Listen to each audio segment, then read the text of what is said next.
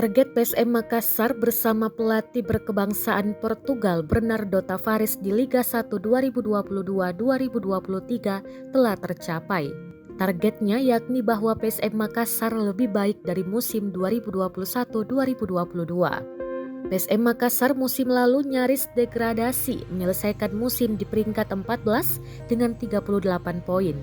Kini, Willem Jan Plim CS telah melampaui target yang diberikan.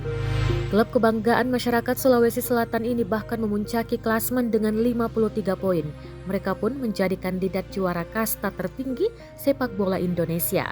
Pelatih PSM Makassar Bernardo Tavares mengatakan targetnya musim ini telah tercapai. Ia meminta anak asuhnya untuk menikmati setiap pertandingan.